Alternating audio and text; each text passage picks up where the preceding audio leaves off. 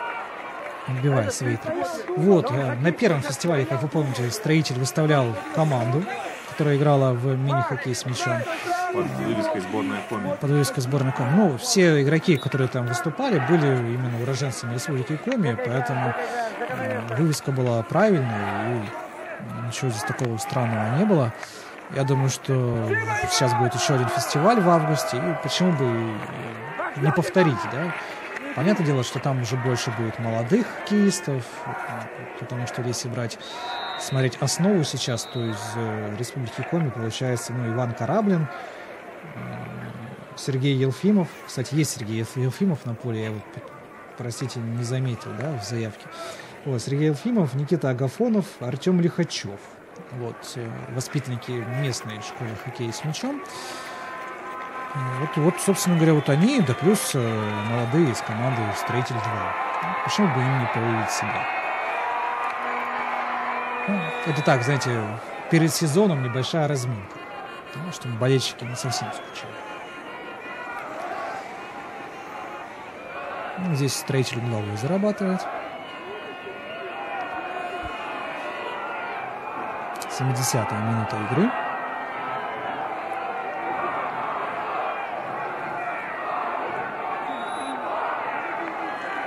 Подача. Удар. Там в сеточку только не в ворот, а заградительно попал мяч.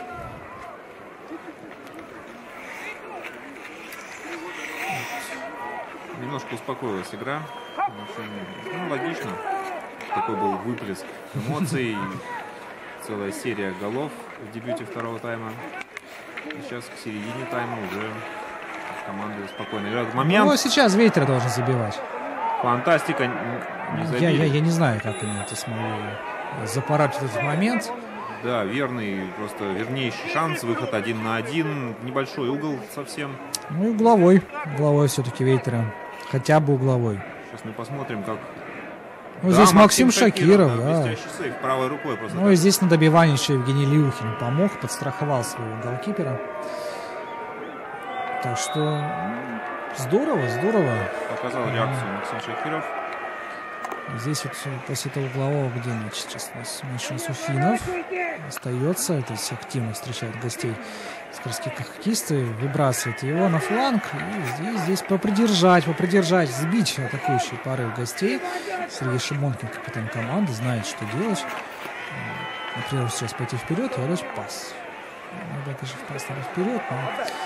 Все равно мяч остался у Токарского клуба, и все равно атака проходит по центру Артем Лихачев. Его довольно плотно встречают, но опять же в рамках правил, там без особой грубости. Финны отбирают этот мяч. И уже свою атаку развивает. Пока что вот 3 хоккеиста Вейтера в атаке. 4, вижу, появляется в кадре. И здесь, конечно, немножко не хватило точности и голевого чутья нападающему Вейтера, чтобы... Не знаю, в одно касание с полулета вонзить мяч в ворота Максима Шакирова. Там бы, наверное, вратарь вряд ли бы смог среагировать. Большая пауза, мяч покинул пределы площадки. Благо у нас не единственный мяч на стадионе, поэтому игра сейчас продолжится довольно быстро. Вот, Мальчик подал мяч игроку Вейтера, игроку зеленых молний. Здесь, наверное, финны требовали угловой или... Настойчиво достаточно требовали, но судья не поверил. Пусть у себя в Финляндии что-то требует. У нас нечего. Интересно, знают ли токарские судьи английский? Не часто им приходится здесь видеть на льду иностранных игроков. Ну, я думаю, что условное слово «корнер» какой-нибудь, да, в принципе, и финны, и наши судьи могут понять.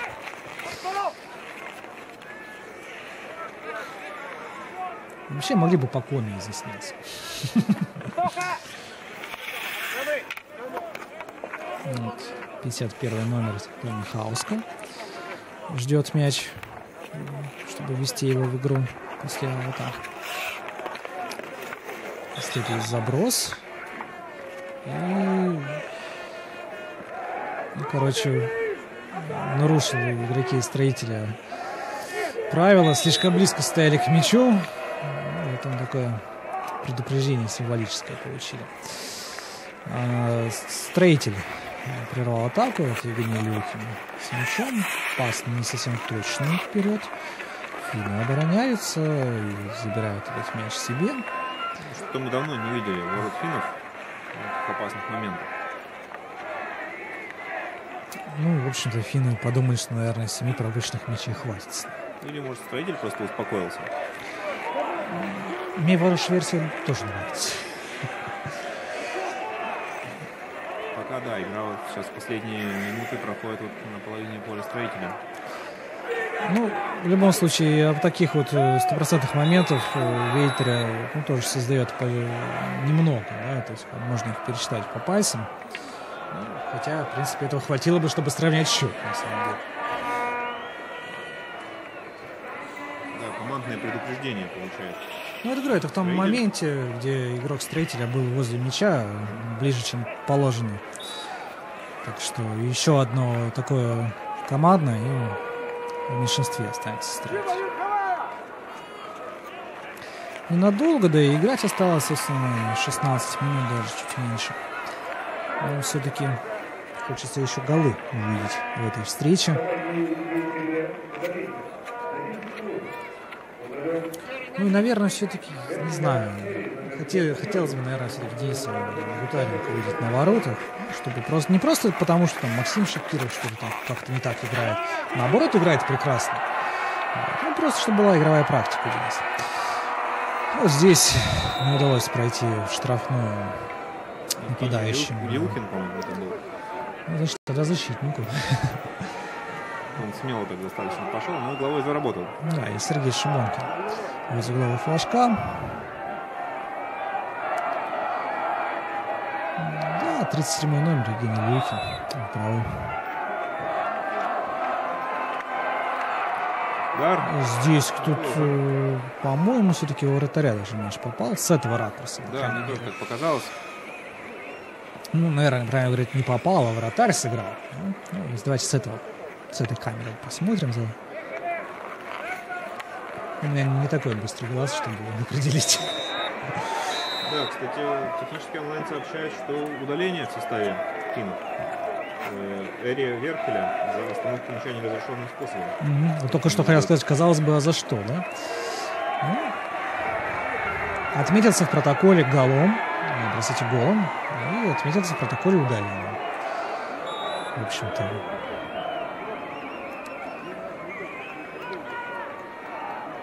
Матч Эри Верхеля запомнится. Угловой еще один зарабатывает Сыктывкарский клуб. Видим, потихонечку зрители начинают трибуну покидать, дабы избежать давки.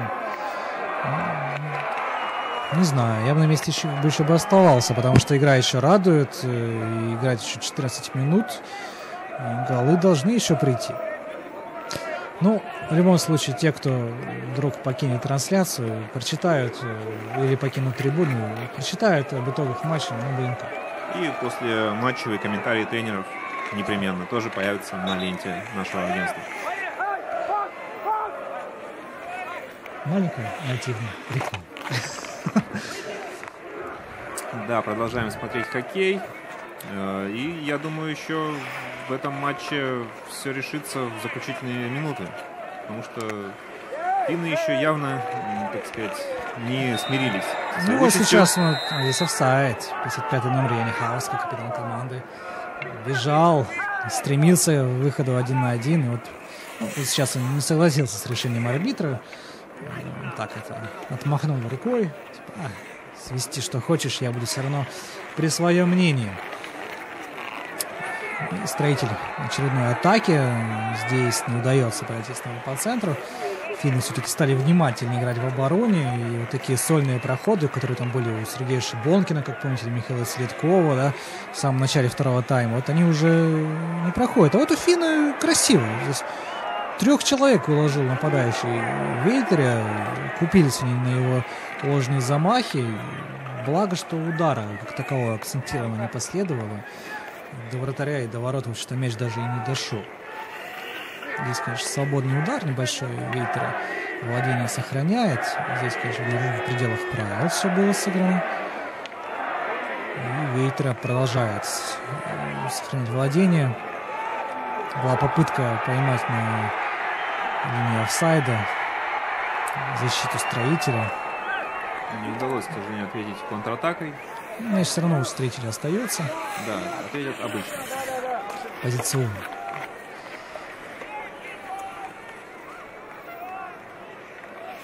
Я вот думаю, может нам чемпионат Финляндии строитель заявить на следующий сезон. Тяжеловато в плане выездов. Ну и нам еще с вами, Александр, придется учить финский язык. БН Финляндия. Организуем в следующем году.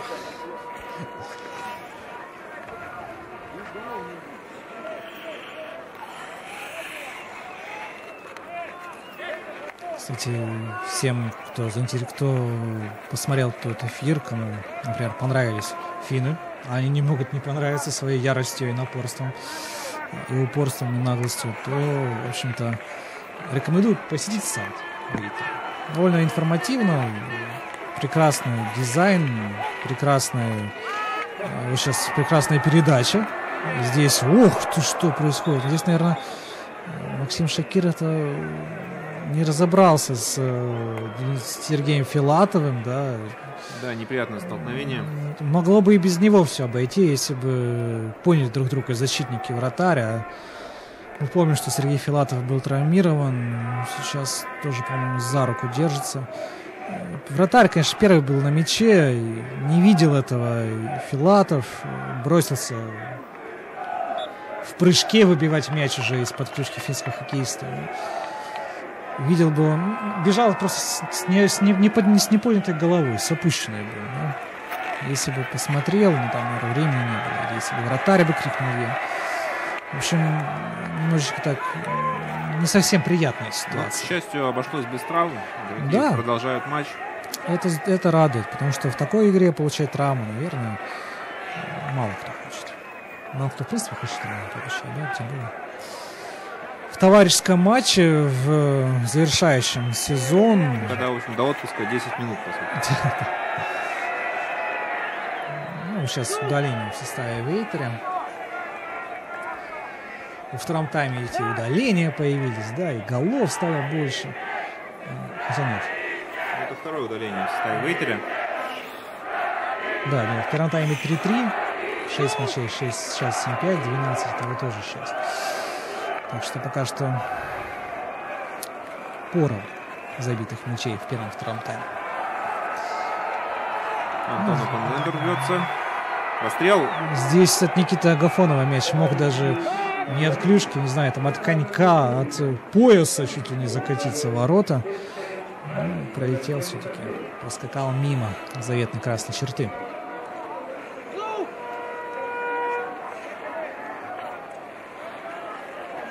Вторая минута. Да, в составе Вейтера удален Алексей Сепанин за блокировку. Ну, видели этот эпизод, действительно очень справедливо. Решение судьи.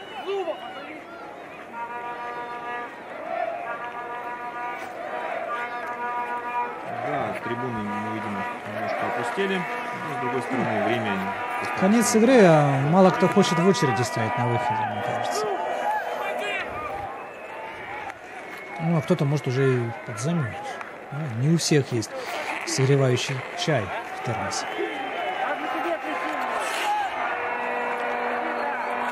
Принял мяч Никита Агафонов. Да, зацепился, но не удалось пробить.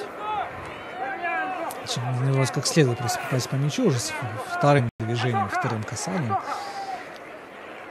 Поэтому опасность миновала Вейтера. Владение на своей половине поля.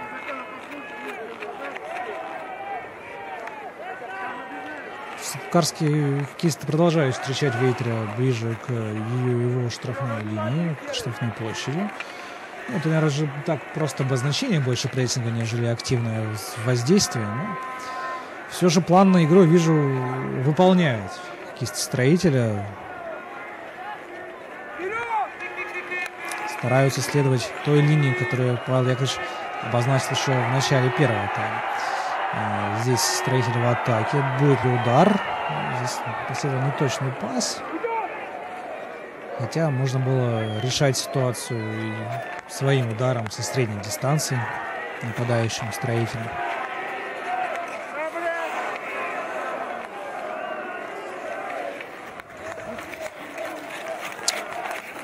К слову, так вот, маленькая ремарочка. Завтра нас ждет, как вы знаете, финал Суперлиги России по хоккею с мячом.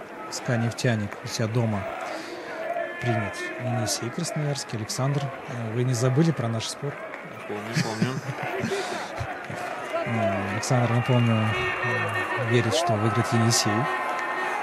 Я вот придерживаюсь немножко другой точки зрения. Нетрудно догадаться, какой. Не поменяли свое мнение? Пожалуй, нет, раз уж да, поспорили, то будем следить. Хорошо. Искренне надеюсь, что СКА «Нефтяник» завтра принесет мне победу в нашем споре с моим коллегой. Ну, а вот, опять же, главный тренер Вейтера Алексей Микишов. Сейчас, секундочку. Здесь нет атаки строителя.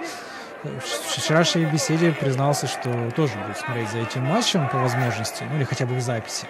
Но предпочтение кому-либо отдать не смог. Признал, что и у Красноярска поставлена игра в этом сезоне, и Красноярск по праву выиграл регулярный чемпионат. Но СКА «Нефтяник» всегда остается СКА. И гол.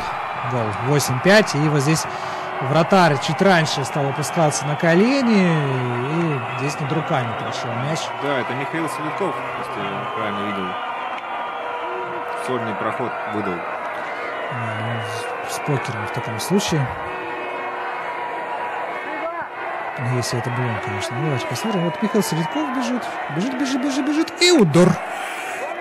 Да, ну да, над девятку. Ну, в любом случае, вратарь чуть раньше опустился на ноги, и поэтому над ним прошел мяч. Очень красиво, и мне кажется, это уже точка. Ну, если не последний гол, то, по крайней мере, так... Хотя бы предпоследний, да? Ну, я в том плане, то, что, так сказать, чтобы без лишних нервов строитель провел концовку матча. Комфортный перевес в 3 мяча, все-таки 2 мяча маловато было. Ну вот, и завершая мысль-то, да, все-таки думаю, что СКА «Нефтяник» преимущество Енисея по игре нивелируется родными стенами Хабаровска. Мне кажется, что вот именно вот родные стены в данном случае это тот фактор, который должен позволить СКА не просто дать бой Енисею, да, который выглядит в этом сезоне не настоящей красной машиной, но и все-таки вырвать золото. Но в любом случае завтра будет интересный хоккей. Ну, сегодня здесь тоже не менее интересно. И здесь еще один мяч влетает в ворот строителя. 8-6. Не сдаются финны. Максиму Шакирову остается только посочувствовать. 6 мячей в выигрышной пока что игре. Не заслужил он такого, так сказать, предотпускного матча. Давайте еще раз посмотрим. Здесь сложно к нему предъявлять претензии. Хороший, красивый удар. Мяч вылетел из-за спин защитников. Там даже среагировать было довольно тяжело. Эра Верхеля еще один мяч записывает на свой актив. В общем-то, парень и забивает, и удаляется, и забивает, и удаляется. Ну, в общем... Да, это дубль для него. Я думаю, обратил на себя внимание скаутов ряда команд отечественной суперлиги. В Финляндии, я думаю, все знают о способностях Эры Верхова. А вот в России, наверное, не так уж много. Ну, по крайней мере, в Сыктывкаре теперь знают точно. Да, в Сыктывкаре теперь знают. Ну, с другой стороны, это такой не совсем молодой игрок Эра Верхова, 93-го года рождения, работает водителем. Александр ВБНК, вам водитель не нужен в случае? По совмещению будет за строитель играть. Будет за строитель играть в свободное время. Но в любом случае, Саш, если нужно будет как электрик, физиотерапевт, сотрудник банка, студент, школьник или инсталлятор, вы знаете, куда обратиться. Но есть вот еще один момент, и 8-7. Однако нас ожидает концовка нервная. Ну, вот если они забьют 8-8, я, положа руку на сердце, скажу, что, ну, видимо, оно так и должно было быть, да? Все-таки мы часто знаем, что товарищеские матчи вот такие дружеские завершаются результативно ничьей. Чтобы никому не было обидно. Да, но все-таки, конечно, хотелось бы, чтобы даже 8-7, ну, пусть останется. Пусть останется. Так вот на 87-й, ну, даже на 88-й. Да нет, там 87-й, там пока праздновали, пока мяч в центре относили. 87. Наш любимый Тулкалойка, наверное. Еще момент. Максим Шакиров сейчас спасает просто строитель. Да, это мы сейчас чуть ли к 8-8-то и не пришли за эти считанные секунды с вами. 60... Какой, первый или второй номер? 62-й, первый номер все-таки. Да, здесь уже... Эмилия Федорова там уже чуть ли не сносили. Да, ёкнуло то, что... Оно его не сносили, его свалили. Это 12-метровый удар. Вот это да, однако. Ну, сейчас Максим Шакиров точно может стать героем матча, либо не стать героем матча. Посмотрим. Не стал. Да, здесь удар просто не берущийся был. Я не Хауска под перекладину пробил. 8-8. В общем, увидели мы пенальти. 12-метровые, да, удаления, голы. Все было хорошо, и, в принципе, все идет к тому, к логическому завершению встречи. К логическому в плане идеологическом, наверное, все-таки, да, не к игровому. Да, строитель, напомню, вел 7-4, потом 8-5, в итоге 8-8. Но еще игра не закончилась.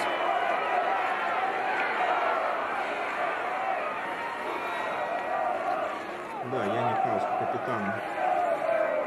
Там почему-то показывает, что это Матис Лехтонен забил. Но там был 55-й номер все-таки у точки, как я видел.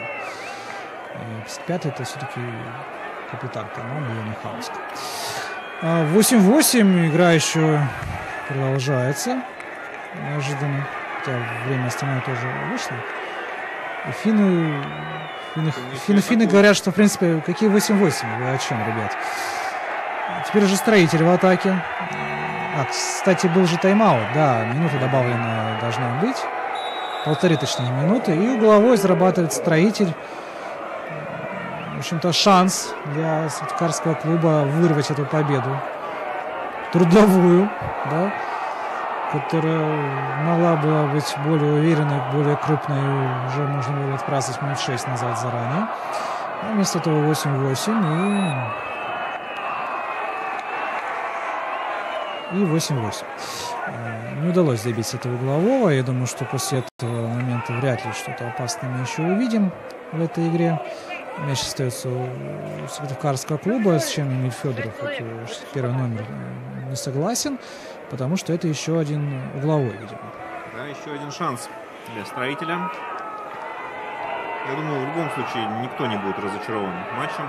Мы сегодня увидели действительно интересный, яркий, результативный хоккей. Надо было ставить на топ. Да. Хоккей просто шикарный. Удар, голкипер здесь, да. Вот герой матча в итоге стал Топи Перкури. И 8-8 завершилась эта игра. Товарищеская встреча Сыктывкарского клуба строителей клуба из Лапенрант Вейтере. Поздравляем, наверное, болельщиков и любителей хоккея с мячом. По крайней мере, посмотрели прекрасную игру, результативную, яркую, интересную. Да, праздник удался, я думаю, на все 100. Множество зрителей, яркий хоккей. Все было супер. Для того, чтобы достойно на такой хорошей ноте завершить этот сезон хоккейный в Сыктывкаре. Да, ну, мы его тоже с вами, наверное, завершаем. Надеемся, что увидимся уже в этом году все-таки. Ну, в этом году, я забегаю вперед, скажу, что на БНК спортивные трансляции не завершаются, потому что еще у нас впереди целая неделя. Чемпионата России по лыжным гонкам. Да, завтра будет скиатлон. И в течение всей следующей недели также вы сможете на сайте БНК и на нашем YouTube-канале, в нашей группе ВКонтакте видеть сильнейших лыжников страны, которые соревнуются у нас здесь, в Вильгарте. Или прокатиться до РЛК, университета и Республиканского лыжного комплекса. Вот, с вами был Алексей Карпов, Александр Шовкун. До будущих побед, до нового сезона, друзья. Да, всего доброго. Спасибо, что были с нами. До новых встреч.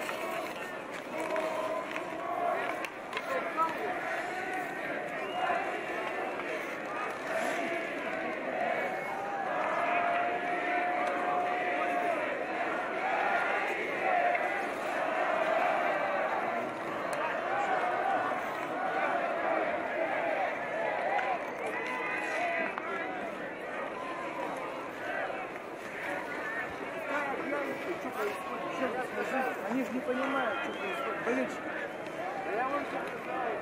Вот, дорогие друзья, у нас тут, оказывается, еще, мы чуть-чуть заранее с вами попрощались, у нас серия 12-метровых ударов в этой игре. Да, все-таки вот решили определить победителя команды, хотя вот так все красиво, мирно завершалось. Но сейчас мы еще посмотрим, все-таки, кто будет лучшим в серии пенальти. Серия 12-метровых, да. Итак, первый удар. Максим Шакиров на воротах Строителя. Против него игрок Вейтеря. Отсюда номер, к сожалению, не вижу. Поближе. 62-й. 62-й. Это у нас... Лиматайнин. Да. Так, смотрим. Ну, это мимо. Это мимо. Это не должно было пробиваться. Не должно было убиваться. Странный удар достаточно. Уже лучше. Гости начинают с промаха. У Строителя 90-й номер, 93-й номер. Это Денис Садаков.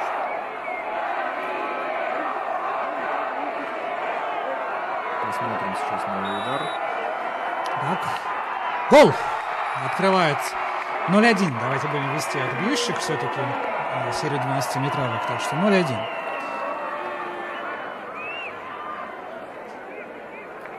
Ну, здесь неотразимо, в общем-то. 55-й номер уже отличавшийся в этой игре Яни Хаус, как капитан команды. Серию 12-метровых продолжает у Вейтеря. Да, мы видим болельщики с флагом так близко подошли к полю. Они уже, наверное, все уже уходить собирались. И здесь гол. По-моему, это просто мастер какой-то. Как из 12-метровый, да. Мне показалось, я даже мяча вначале не увидел, как он залетел. Но да, прекрасно. Перекладина. 1-1.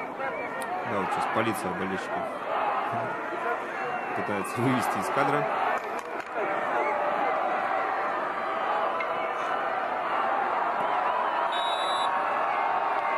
Артем Лихачев, 1-2. Реализует удар.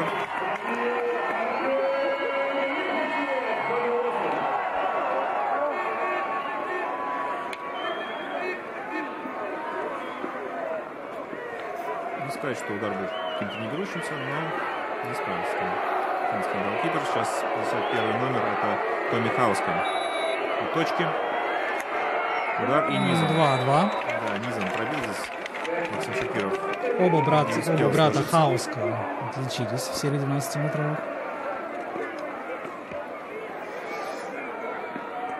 Ну да, тяжело, конечно, на такой высоте, когда мяч летит. 21-й. Сергей Ефимов. Он же гусь. Да. Немножко с другой стороны подошел к мячу. И попал прямо в вратаря. 2-2 после 3 ударов. Не очень сложный бросок. Удары прямо по центру. Все для вратаря.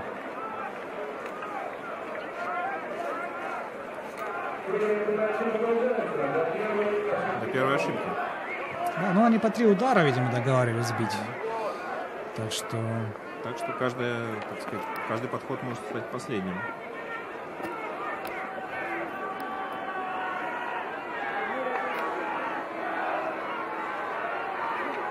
Иван Караблин. Мне пришлось отойти, тут видно.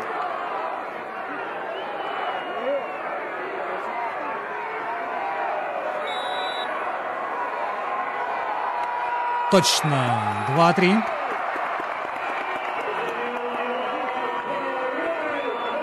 Стоп.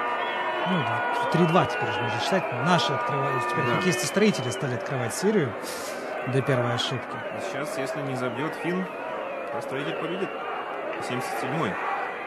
Алексей Сеппанин.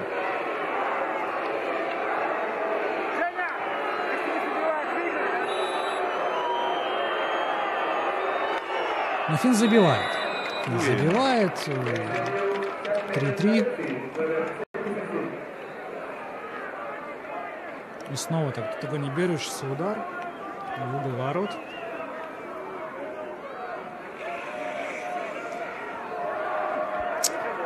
Строитель. Евгений Люхин, по-моему. Не забивает. Здесь вратарь растянулся. Да, ногой отразил этот удар. Такой мини-шпагат изобразил. Я думаю, довольно обидно строитель будет проигрывать даже в серии пенальти в такой игре, которую мы с вами посмотрели. Проигравший, видимо, должен. 91 номер Верхеля.